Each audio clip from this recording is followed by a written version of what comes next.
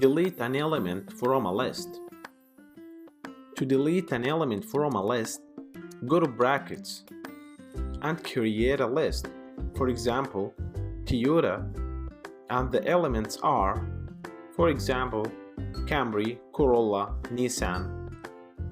So right now, to delete an element, you just have to type del and the list name Toyota with the square brackets and the number of the element, such as Nissan, which his number is 2 because Camry is 0, as we know that. After that, print Toyota, save the file and try it on terminal.